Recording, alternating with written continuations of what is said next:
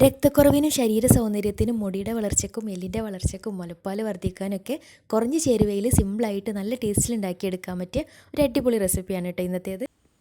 ഇതുണ്ടാക്കിയെടുക്കാനായിട്ട് ആദ്യം തന്നെ ഒരു കപ്പ് ശർക്കര പൊടിച്ചത് ഒരു പാത്രത്തിലേക്ക് ഇട്ടിട്ട് അര കപ്പ് വെള്ളം ഒഴിച്ചിട്ട് നന്നായിട്ടൊന്ന് ഉരുക്കിയെടുക്കാം.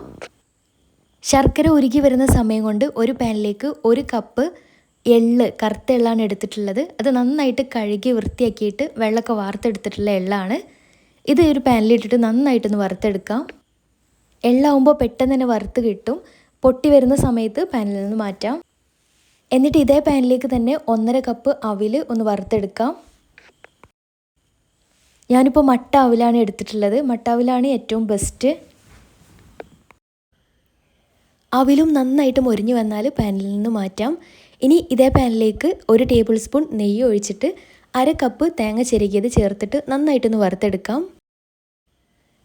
തേങ്ങ വറുത്തെടുക്കുന്ന സമയത്ത് അതിൻ്റെ കളറൊക്കെ ഒരുപാട് മാറിപ്പോകേണ്ട ആവശ്യമില്ല. ജസ്റ്റ് അതിൻ്റെ ആ ഒരു വെള്ളമൊക്കെ ഒന്ന് ജസ്റ്റ് വറ്റി കിട്ടിയാൽ മതിയാവും. അപ്പോൾ ഏകദേശമായി വന്നാൽ ഇതിലേക്ക് ഇനി നേരത്തെ ഉരുക്കി വെച്ചിട്ടുള്ള ശർക്കര പാനി ഒഴിച്ചു കൊടുക്കാം. കല്ലും മണ്ണൊക്കെയുള്ള ശർക്കരയാണെങ്കിൽ അരിച്ചിട്ട് വേണം ഒഴിച്ചു കൊടുക്കാൻ വേണ്ടിയിട്ട്. ഇത് നല്ല ഫ്രഷ് ശർക്കര ആയത് കാരണം ഞാൻ ഇങ്ങനെ തന്നെ ഒഴിച്ചു കൊടുക്കുന്നുണ്ട്. ഇനി ഇത് നന്നായിട്ടൊന്ന് തിളപ്പിച്ചെടുക്കാം. ഒരുപാട് കട്ടിയായിട്ട് തിളപ്പിച്ചെടുക്കേണ്ട ആവശ്യമില്ല.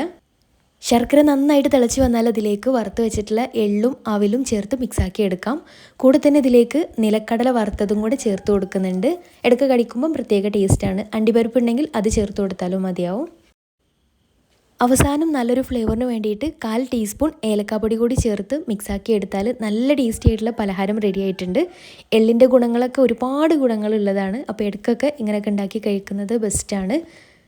പിന്നെ ഇങ്ങനെ കുറച്ച് കൂടുതൽ ഉണ്ടാക്കിയിട്ട് നല്ല എയർ ടൈറ്റ് ആയിട്ടുള്ള പാത്രത്തിൽ സൂക്ഷിക്കുകയാണെങ്കിൽ ഒരാഴ്ച വരെയൊക്കെ കേടുകൂടാതെ നിൽക്കുകയും ചെയ്യും. അപ്പോൾ തീർച്ചയായിട്ടും ട്രൈ ചെയ്ത് നോക്കുക. ട്രൈ ചെയ്തിട്ട് നിങ്ങളുടെ ഫീഡ്ബാക്ക്സ് അറിയിക്കാനും മറക്കരുത്.